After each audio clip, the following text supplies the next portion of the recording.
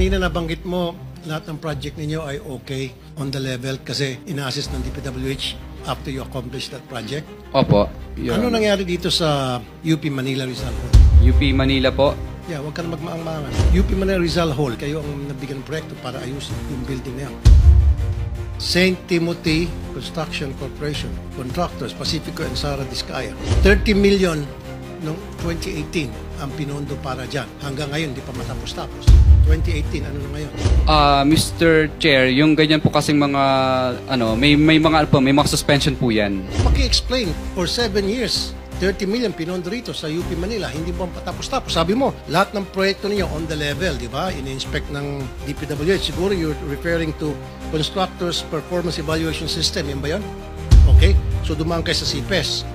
So, kung dumaan kayo sa CPES, bakit itong 2018 na project niyo sa UP Manila hanggang ngayon, yung Rizal Hall, hindi pa tapos-tapos na binadgetan ng 30 million. So, mga estudyante, hindi nagagamit yun, so tumatambi na sa labas. Mr. Chair, yung DPWs po sana ang makakasagot niyan. No, ikaw makakasagot ito. Proyekto mo to eh. Hindi naman sa DPWH binigyan 30 million, sa iyo binigyan 30 million. O bakit may tulak sa DPWH? May mga time suspension po yan, extension. Then explain to us, because this has been for 7 years. And you cannot explain?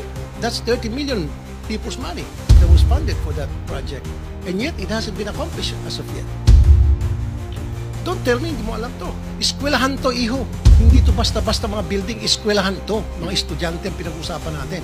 I-present po namin yung mga dokumento po next. No.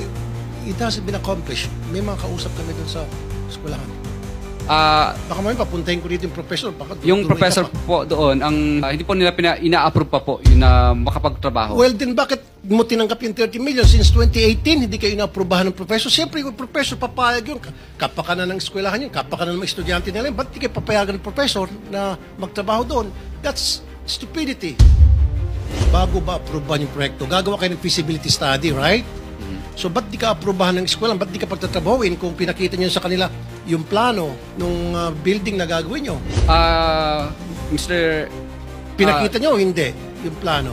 Siyempre, bago nyo gagawin yun, kasama yung mga taga-DPWH, kung kailangan, tatawagin yung eskwelahan, ipapakita nyo, ipapresenta nyo, ito po yung plano na gagawin namin. Ito yung structure. Ang gumawa po ng plano, si PWS po.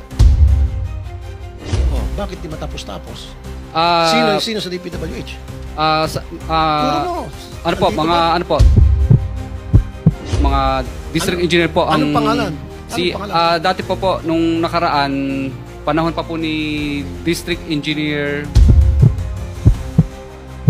Tapos ngayon po, bago na po yung district engineers. Sino ngayon noon? Sino yun noon at saka ngayon? Kasi 2018 hanggang ngayon, 2025 na, hindi pa rin matapos-tapos. And yet, yung 30 million na-release na sa inyo. Opo. Pwede mo bang isumite sa amin ang report na yan para ma-appreciate po ng ating komite? Yes po, Mr. Chair. Like, share, and subscribe, and thank you for watching.